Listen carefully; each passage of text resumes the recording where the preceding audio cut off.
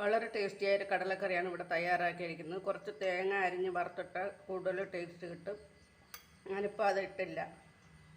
ഇപ്പോഴെല്ലാവരും ഒന്ന് ഉണ്ടാക്കി നോക്കണം. ഓണമായിട്ട് നല്ല കറികളൊക്കെ തയ്യാറാക്കാൻ എല്ലാവരും ഇഷ്ടപ്പെടും. ഈ കറി എല്ലാവരും ഇഷ്ടപ്പെടും. അപ്പോഴിത് ഉണ്ടാക്കുന്നതിലേക്ക് പോകാം.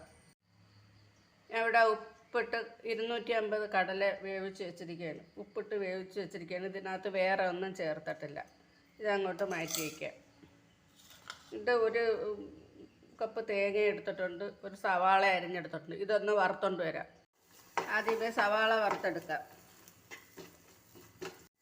സവാള വറുത്ത് മാറ്റി വെച്ചിട്ടുണ്ട്. ഇനി നമുക്ക് ഈ തേങ്ങ വറുത്തെടുക്കാം.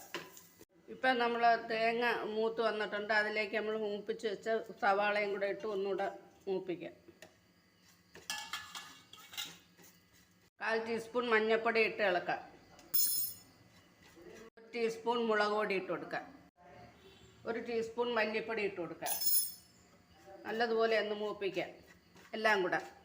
ഒരു നുള്ള ഉലുവാപ്പൊടി, കുറച്ച് കായപ്പൊടി. തീ ഓഫാക്കി വേറൊരു പാത്രത്തിലേക്ക് മാറ്റാം.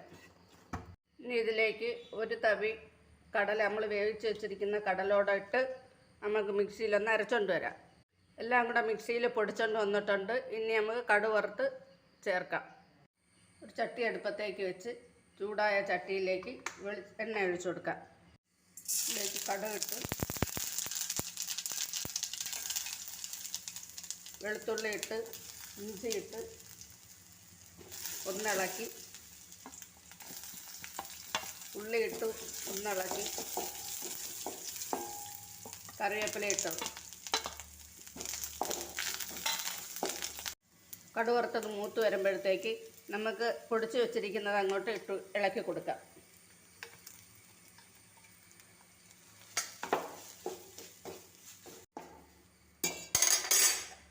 ഇനി ഇതിലേക്ക് വേവിച്ച് വെച്ചിരിക്കുന്ന കടല ഇട്ട് ഇളക്കാം. ഇത് ഗ്രേവി കൂടുതലില്ലാത്ത കടലക്കറിയാണ്. ഞാനൊരു 1/4 കപ്പ് വെള്ളം കൂടെ ഒഴിച്ചതാണ് ഇങ്ങനെ ഇരിക്കുന്നത്. ആവശ്യമെങ്കിൽ ഇച്ചിരി ഗ്രേവി കൂട്ടാം. ഇതുപോലെ ചൂട് വെള്ളം ഒഴിച്ച് ഒരു നല്ല കടലക്കറി ഇവിടെ റെഡി ആയിട്ടുണ്ട്. എല്ലാവർക്കും തയ്യാറാക്കി നോക്കാം.